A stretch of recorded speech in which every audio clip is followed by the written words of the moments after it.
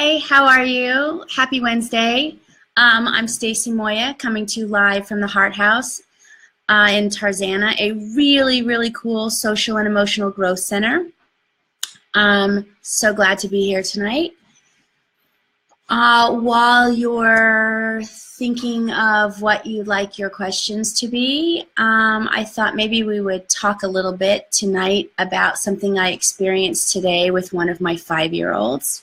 So maybe this is a little talk about self-esteem or lack of self-esteem, or what happens when we rob or take away some of the authentic self from our kids, which leaves them having a really hard time feeling comfortable in their own skin. So, as always, I'm going to leave names out. And so today, we made some paddles to play like a balloon tennis kind of ping pong game, if you will, with paper plates and popsicle sticks, and you throw the balloon up and you hit the balloon with the paddle. So it's very, very simple. There's no complications at all. And one of my 5-year-olds, as soon as she had the paddle in her hand, announced that it was too hard and she couldn't do it. And it's definitely a pattern for her. It's probably the 4th or 5th time she's let me know that something's too hard for her, or she's just sure she can't do it. And this is what it looks like. Not at the start, because it starts even earlier than maybe 5 if you're having these complications within yourself. But it's close to the start of not feeling good enough, not being self-assured, not being able to, lack of confidence. I guess, we'll just say, I don't really like using this term, but maybe low self-esteem. And so maybe low self-esteem is on one end, and big ego is on the other end. So we're looking for somewhere in the middle. So I wanted to talk a little bit tonight about how do we end up at 5 years old thinking that we can't hit a balloon with a little homemade paddle. And I'm imagining your first thought might be she wants attention, or of course she can do it. She just doesn't want to do it. But really what does happen with kids is they develop a sense of, I am not good enough, I can't do things, because they might be looking outward. In this case, she was looking outward and watching other kids do it and thinking she couldn't do it as well as they could. So why do we compare ourselves, and why do we think we can't do things as well as other people, and then that causes us not to want to do anything at all? Sometimes this looks like people who don't say anything. You could be talking and talking and talking, and they don't have anything to say because they're too worried about what they might say, or that it won't sound good, or it won't be as good as what somebody else is saying. Sometimes it looks like that. But in the particular case of this little sweet 5-year-old, she also, when we're doing homework, she comes to me in the afternoon, so she's not in my program, but I do get to see her after hours, and she'll come with her homework, her little kindergarten homework, and she, has a face, and she's already upset, and she's sure she can't do it. So there's 2 examples. So what has to happen, I'm stalling a little bit, but what has to happen in order for someone so young to already be thinking they can't do something?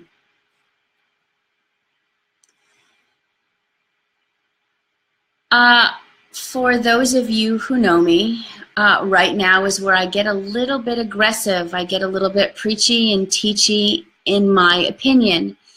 And that's really all it is my opinion. But I think that children become part of the reason children become insecure and already start to think they can't do things when they're so young is because we rob them, literally rob them from their security. Super easy to do. We have our children, we bring them home from the hospital, we love them. Everything we're doing is because we love them, so it's not intentional. We're not trying to rob them of anything. Everything we're doing is trying to love them and protect them and give them as much as we can. It's just sometimes we miss things. So this is the thing that I think is missing, you know, as far as what we might, the ingredients to robbing a child and then leaving them with some low self-esteem. So it could start really young. Maybe it starts when you're sitting at the park and you're on a picnic blanket close to the sandbox and your 8-month-old baby is crawling from the blanket that you're cozied up on over to the sandbox, and you pick her up and put her back on the blanket and tell her you're not big enough to leave the blanket, or you stay here. So I'm imagining you can already tell that what I'm about to get into is when we rob them of their natural curiosity or their drive to explore or check things out for themselves, and we inject into them what we think they should be doing.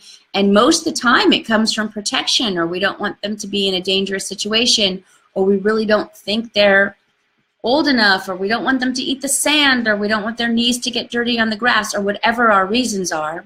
They're ours. They're our reasons.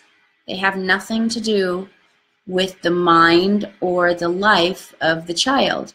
So we put our issues right onto our children, not trying to, but we do. And it can cause issues about not feeling self-assured or, you know, with a little bit of lower self-esteem. So the example of crawling off the blanket might be super young when they're crawling, and then maybe once they start to walk and they want to climb up on a chair and we tell them, you're going to fall. You're going to hurt yourself. Don't climb on the chair. It's not okay. And you know, right now in this moment, you could be thinking, oh my gosh, she's just ready to let our babies splat on the floor and crack their heads open. And I'm not suggesting that at all. Not even a little. I'm not talking about neglect. I'm not saying in order to fill your children up with self-esteem, you really have to neglect them and let them try everything they want to try. It's not what I'm saying.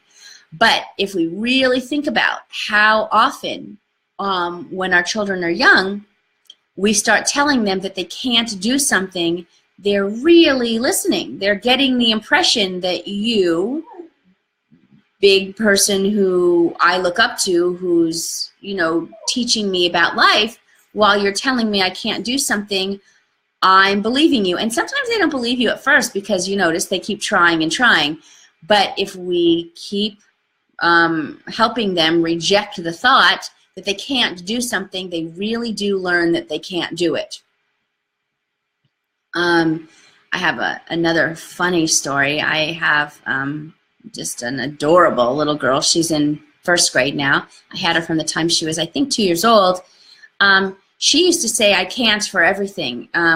Even she couldn't shut a light switch. She couldn't pick up her lunchbox. She was so used to everybody doing things for her or not being able to touch things that she really believed she couldn't do it. You know, of course, she can now. But she got robbed a bit. So we want to be careful of this. We really want to, you want to build, okay, so there's two ways. Either we rob you of your natural self-esteem or we build it up in you. So if we want to build it up in you, then something we might do is say things like, wow, look at you. You look like you know where you're going. You're crawling over to the sand. You look interested in the sand.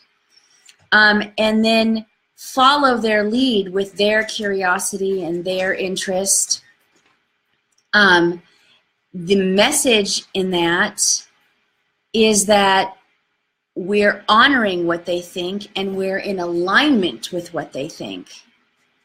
And when they're noticing that in our eyes, in relation to us, we think they're doing a good job, they're confident. So this is going to sound a little bit silly, and I'm not suggesting that we, go overboard in this way, but it's kind of like training a puppy. And forgive me for saying that, but, if you want your puppy to sit, and they won't sit, and they won't sit, and they won't sit, and then when you, excuse me, when they do, and you acknowledge it, you're very happy, you're very excited for them, and right away they learn that you can appreciate what they're doing, and you like it, and it's good for them, and so, you start to say sit, and they start to do it. It's not my best example, but it is an example. I lost my train of thought. Oh, here I am. So, we're moving up a little bit, and now they're walking, and, maybe you have even a rocking chair in the room, and they're wanting to crawl up on the rocking chair, and you're thinking, oh, no, you can't crawl on the rocking chair because you could fall or you could really hurt yourself. But, oh, thank you so much. But what if you put pillows, like you saw them crawling over and you knew this was a great teaching moment. You literally could tell you were going to fill your child with their own sense of self. I don't want to call it self-esteem yet. Just their own sense of, wow, I can do something. And so you've got the pillows ready, they're crawling up on the rocking chair, and they get up there and it's rocking, and you might be a little hesitant, but as it's rocking and they hold on tighter, and if you were to say, wow, look at your balance, that's incredible, you're so good at that, I'm so proud of you, you seem very confident, you seem like you're really enjoying yourself, that builds up. And forgive me for going, for wanting to backtrack now, but I just had a thought. I'm thinking about myself and, even my babies when they were small. And I know last week I talked about respect. And some respect ties into it. Like we can respect what you're doing because we can tell you're proud of it, and we can tell that you as child, you're really opening yourself up to learning, especially when they're curious.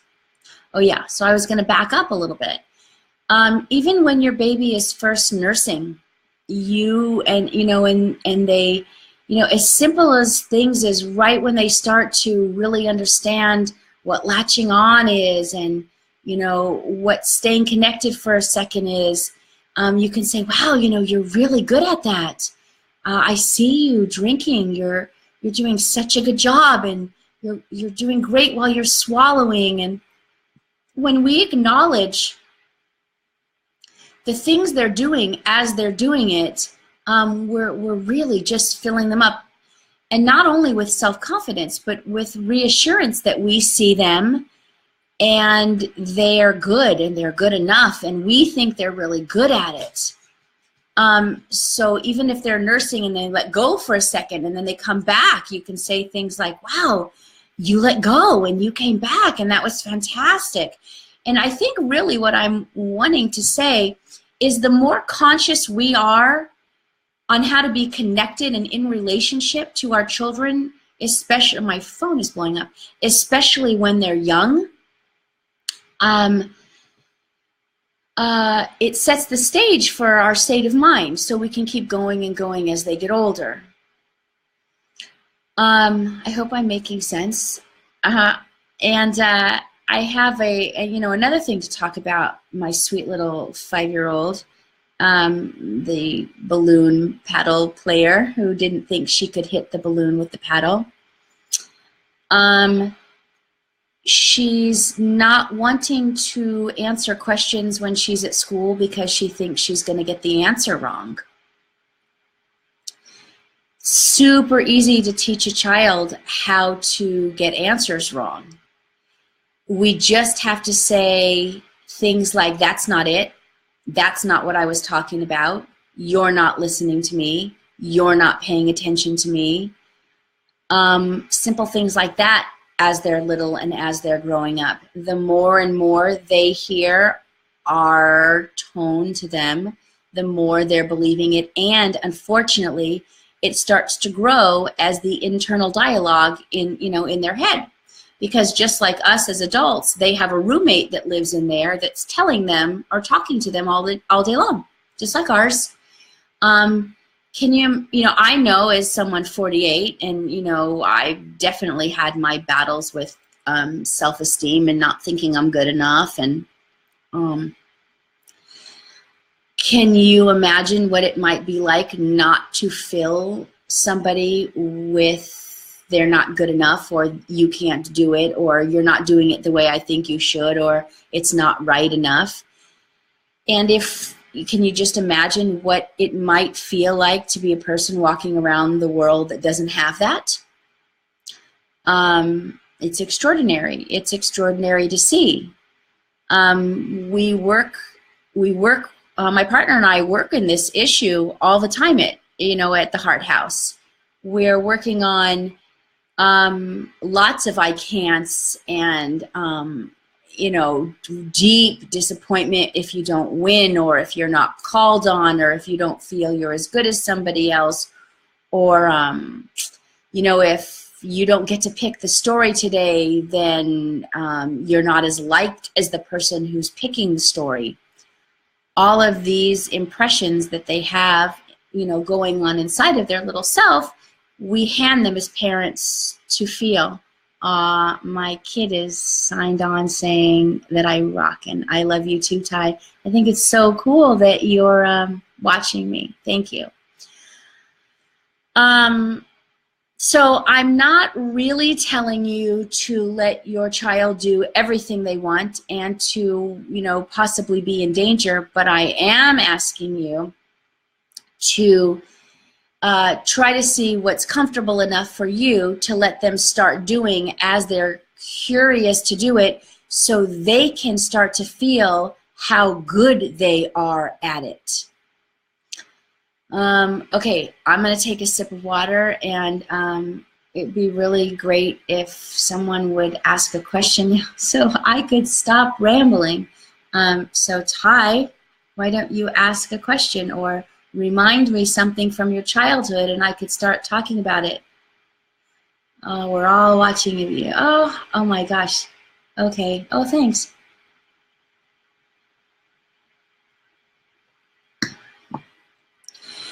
Now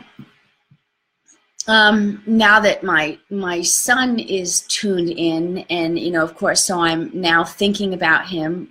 He's an adult now. I have 2 sons and 1 daughter, and my middle son is going to be 22, and he's an athlete, and he played football through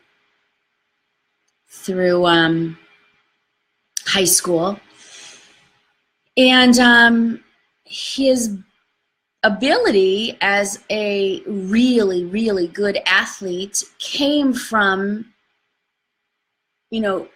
foundational steps as he was growing up as a child, and again, I'm going to share with you some things, and I want to just keep reminding you, especially if you've just tuned in, that my suggestion is not to let them do anything they want and to put them in danger, but it is to notice what they are really wanting to try on and support them in that. So this is going to sound a little far-fetched, but I'm not exaggerating or kidding.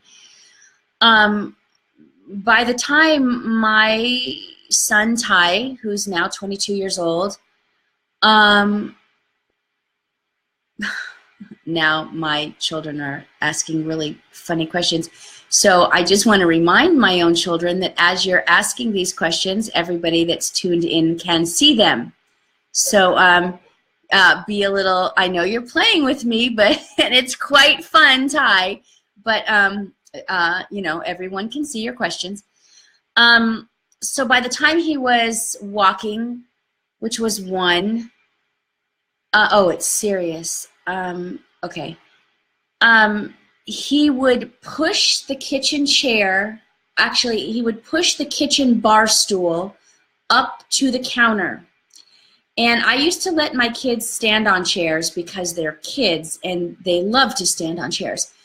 And, you know, we just need to teach them that the very back of the chair needs to go toward the table or toward the object. So if they fall backward, they're not falling up and over something. They're just falling backward. It's just a better fall. He used to push this very high bar stool against the kitchen counter. And he'd pull himself up to the counter and he'd stand up and walk along the counter right in front of the sink, over to the cupboard where, you know, cups were or whatever he wanted to get, even if he just wanted to look in it, because he loved to be in this kind of balance. And he'd duck his head, he'd open the cabinet, and he'd stand back up and get his stuff and trot back over to his chair and jump down. And I know it's, you know, even when I talk about it right now, it sounds a little dangerous, and he definitely cannot, you know, have this behavior alone. But I stood right there, and I was in amazement. His balance was extraordinary. His relation to, you know, the sink being there, and how to move his foot, and how to duck his head when the cabinet was opening, and just how to stay in balance, and how to reach up and grab something. You know, he naturally knew in his body he wanted to explore these things, and he got to. So I would stand close, and I'd be ready to, of course, catch him, and he would do his thing, and then he would get down. And the deal was, when he wanted to climb like that, you know, I'd have to be there. And I never had an issue with him climbing on things without me there that he shouldn't have, you know, until he got a little older. When he got a little older and his confidence was so strong, he would climb on things, especially outside. And I wasn't always there. My son, you know, didn't break a bone till, you know, during a football game in high school. So he never broke a bone from falling or, but what he did get was a lot of confidence and an amazing ability for balance and, you know, a lot of athleticism. I have other examples that might be good for you. Excuse me 1 second. Oh, Ty asked a real question. Okay. How does a kid survive when he grows up and his mom is on crack and doesn't care about him? Okay, this is quite a question. And I am actually going to answer it. It's a very big, loaded question, but I can't help but keep it real. So, okay, how does a kid survive in a life when a mom is not caring about him? Such a really, really good question. Read the last comment. Okay, I'm not kidding. This is serious. Okay. Oh, and the person's now 21. Is that what you're trying to tell me? You know, we're all overcoming things that happen. I'm sweating a little from this question. We're all overcoming things that happened in our childhood that we're trying to get get through when we're adults. We're bending and twisting and overcoming, and I know it. A lot of us we didn't grow up with parents where we felt cared for. So how do you survive now if you didn't have a parent that cared for you? Well, I think it's a really cool first step, that's just even acknowledging that you didn't feel very cared for. And then I guess you might want to, well, what I've done with it is figure out what not feeling cared for does to you in your adult life. How is it playing out? Do you need over-caring? Have you learned to care for yourself? Are you a non-caring person? Like, how is it playing out? I would suggest some books. It's a very deep book, but one of my favorite books to read when we've given over our power of definition, maybe to our parents, and we're now grown, is called People of the Lie by M. Scott Peck. It's a really good book. So Ty, I'd also suggest that, if you're unable to get through how you're feeling about not being cared for as an adult, coming from maybe a family where you didn't feel cared, would be to find a good therapist, and maybe then you'd put it on the line. Like, you'd say, I really never felt cared for as a child, and I need to start there. So thanks for asking the question. I hope you got something, or I know you have some friends with you, so I'm imagining you asked it for a friend, and I hope it helped a little. And if you want me to explore it with you or somebody any further, I'm happy to do that. But I am going to get back for a moment to self-esteem and backtrack there. And what happens, I want to go to the other, I want to talk about something else in it. Because sometimes it's not only a child acting like they can't do something. It's a child saying they don't need help and they can do everything on their own, because they want, it starts to feel very important to them that they don't need anybody for anything because they've got it going on. But when you're behaving in an inauthentic way, as if you think you know everything, but you internally know you really don't,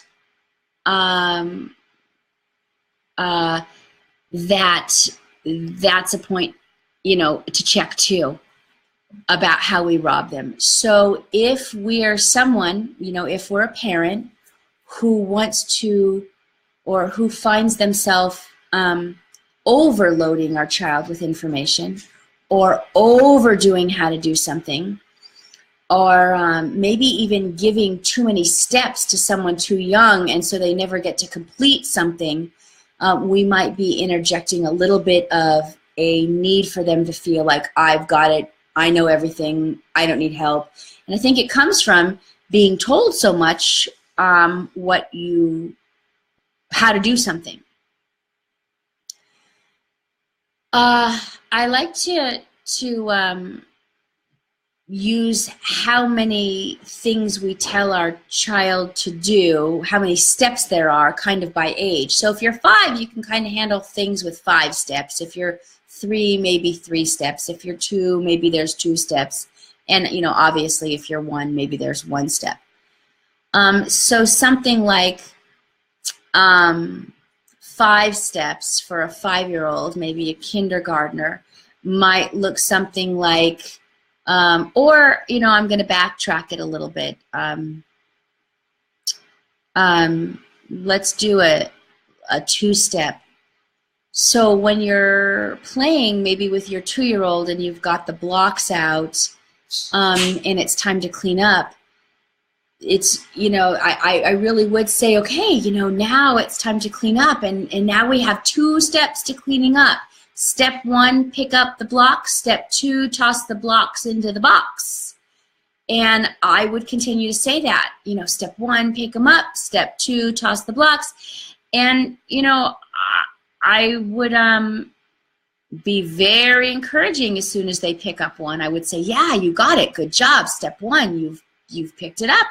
How about step 2? Get it in the box. And then when it's in the box, I would say things like, wow, you know, you really got your steps down. You are doing great. And, you know, and then we increase it. And, you know, we increase it as they get older. And it's also really good so you can start remembering the order of things. Which brings me to another interesting thing I want to talk about. And I'm not sure, you know, I'm just thinking about this right now, so I haven't really put them into, you know, relation with each other. But my little sweet girl that I was talking about that doesn't think she can do anything, we had homework the other day, and it was putting things in steps. So there were boxes on her homework, and one of the boxes, you know, had a mother bird with birdies in a nest, and then the other box was a mother bird with a twig in her mouth, and then there was another box with the eggs, you know, the mother bird with the eggs. And her job was to, you know, put them in order, which had to come first, second, and third, and she was wiped out. She couldn't do it. You know, she was really, really struggling with what came first, what came second, and what came third. And so it was not obvious to her. I asked her to tell me about each picture. And when you get really inquisitive and get really curious and you start asking your children questions about what they're thinking, and you get interested and you expand their thinking by pulling out more questions or asking them to elaborate, it brings out so much intelligence. And when I was watching her, when I was listening to her talk to me about each picture, I was noticing that she probably has not spent much time being asked questions about what she thinks about things. Because like when she saw the mom on the eggs, she said, oh, she's trying to crack them open. When she saw the, what did she say about the, when she saw the mother bird with the eggs hat, you know, cracked open, and, you know, the eggs were kind of in the nest and the birds were there, and it, you know, the mama bird had a worm in her mouth. She said to me, well, the mom wants the birds to leave because it's too crowded. And everything that we talked about that day while she was telling me what she thought about the pictures, they were accurate thoughts. She just wasn't used to putting things in steps or what comes before something else. So she wasn't, you know, it wasn't there for her. And I noticed this young, you know, in kids. Like, have you ever seen a child go to pick some things up, but as they bend forward, half the things that they're already holding falls out of their hands because they're not realizing they need to put something down, or they can't pick up everything they need because they haven't situated it in their hands right. I think learning how to do those things is really good first steps for self-esteem, because when you feel like you know how to do something and what you're trying to do, like the goal that's in there, like the goal of, I want to pick up my water bottle, my lunchbox, my artwork, and I'm also holding a popsicle. The goal is to pick up everything. The hardship in it is that it keeps falling over, or we're dropping things, So then you don't feel as confident. Then you're frustrated, and you can see the frustration in them. And sometimes when we're seeing that happen, it's not registering to us as parents that they just don't know the concept yet, and they don't know the concept yet just because they haven't learned it. And we get frustrated, and we start to say things like, oh, you can't pick that much stuff up, or how do you plan to do that, or, you know, and I'm kind of using a growling voice just to make a point. But if you're young and you've got a few things on the floor, and you can say things like, can you pick one thing up? And they do, and then you're like, great, wow, you got one, and then you go for two. Right when you're going for the three, watch them. Watch what hands they use. Watch what they think to do. I know when I was doing this with my youngest son, he's now about to be 18, oh my gosh, he used to put things under his chin, and then he'd still have two hands to pick things up. And I would tell him how smart I thought he was to do that, how smart he was to use all parts. And it worked. You know, it worked for his, as he was growing up, for his abilities to be able to, you know, to figure things out. And that's a whole other story. But anyway, I'm sorry, I'm going off on a little bit. To stay focused on this. Oh, so now your little guy picks up two things. And, you know, you really, wow, good job. You've got two things in your hands now, but here's the really tricky part. How about one more thing? Okay, and then you really watch how they do it. And however they do it, as soon as they've got all three things, my suggestion is to really let them know that you see them and that they've done a great job.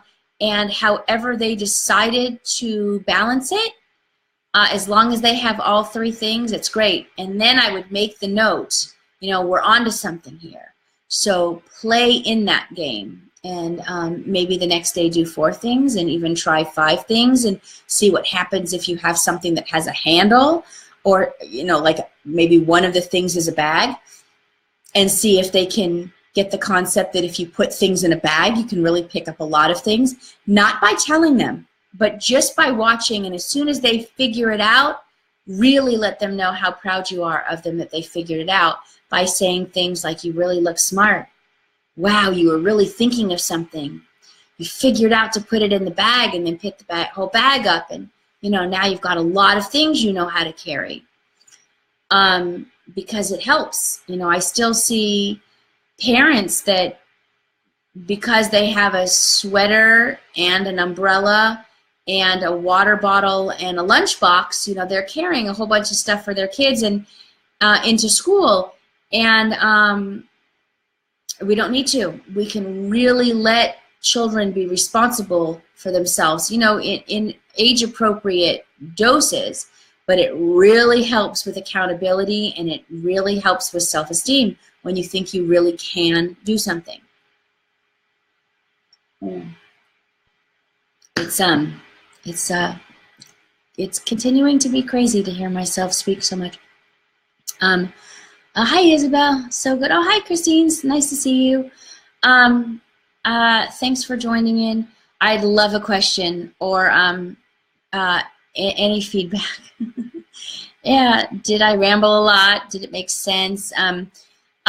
It's not really coming from an insecure place so much as it is from, you know, just still really trying it out and seeing what happens when it's just a lot of dialogue. And, you know, my head's always so full with things that so much is coming out.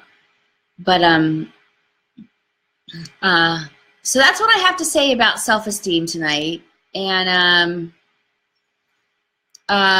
starting with respect. If you're lucky enough to have a really young child,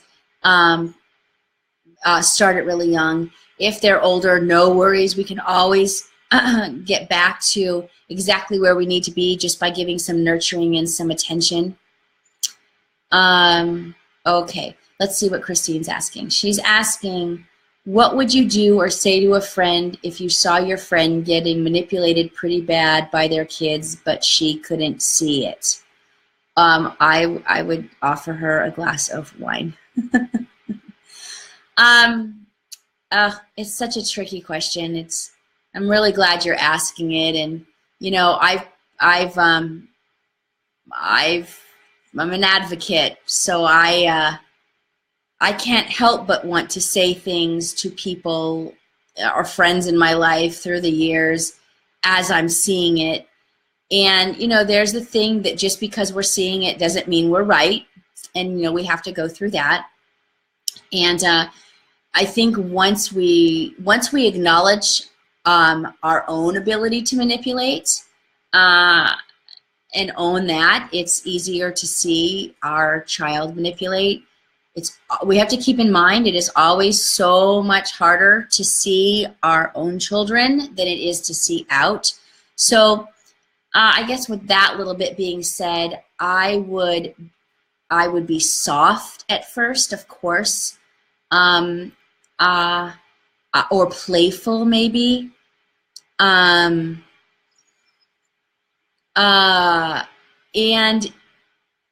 you know, one of my favorite things to do, which doesn't, you know, I got to be honest, it doesn't always work out right because the topic of parenting is so sensitive. And I understand, you know, we feel criticized as parents when someone has something to say to us about how it's going, or how, you know, what we're seeing in their life as a parent. And, you know, it hurts our feelings when someone starts to tell us that, you know, something about our kid doesn't look good, especially unsolicited advice. Boy, do I know that one. But one of my favorite things to do is be real within myself in front of my friend in relation to what I've seen. So if you're witnessing your friend's child be manipulative right in front of her, I might tell the child, you know, I notice you. I saw that.